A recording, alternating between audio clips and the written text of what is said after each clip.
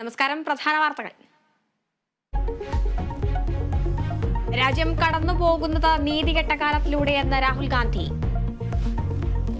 We are going through a period of great injustice in India. Social, economic and political injustice. മോദിക്കും RSSനും Manipur ഇന്ത്യയുടെ ഭാഗമല്ല, രാജ്യത്തെ സ്വത്ത് ഒരു വിഭാഗത്തിൽ മാത്രം ചുരുങ്ങിയെന്നും വിമർശനം. ഭാരത് ജോഡോ ന്യായ് യാത്രയ്ക്ക് മണിപ്പൂരിൽ ആവേശത്തുടക്കം. ലോക്സഭാ തെരഞ്ഞെടുപ്പിൽ സ്ത്രീ പ്രാതിനിധ്യം വർദ്ധിപ്പിക്കണമെന്ന് കെ ശൈലജ.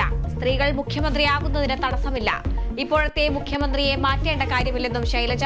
പിണറായി വിജയൻ സൂര്യനെ പോലെ എന്ന പരാമർശം വ്യക്തിപൂജയല്ലെന്ന് MV ഗോവിന്ദൻ. MTക്ക് പിന്നാലെ രാഷ്ട്രീയ വിമർശനവുമായി മുകുന്ദൻ. വ്യക്തിപൂജ പാടില്ലെന്ന MTയുടെ വിമർശനം ഉൾക്കൊള്ളണം.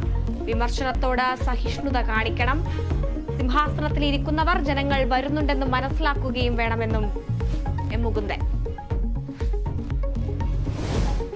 മകരവിളക്കിനൊരുങ്ങി സന്നിധാനം. തിരുവാഭരണ ഘോഷയാത്ര നാളെ വൈകിട്ട് സന്നിധാനത്തെത്തും. ശബരിമലയിൽ കനത്ത സുരക്ഷ. അടിയന്തര സാഹചര്യത്തിൽ ഉപയോഗിക്കാൻ ഹെലികോപ്റ്ററും.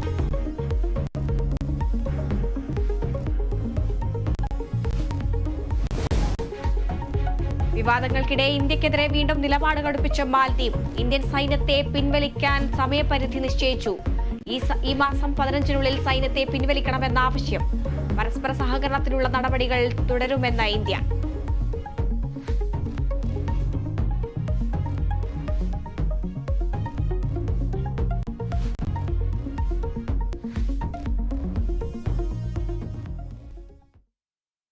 വിശദമായ വാർത്തകളിലേക്ക്.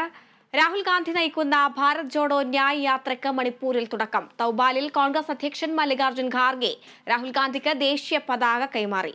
രാജ്യം കടന്നുപോകുന്നത് നീതികെട്ട കാലത്തിലൂടെയെന്ന് രാഹുൽ ഗാന്ധി പറഞ്ഞു. ഭരണഘടന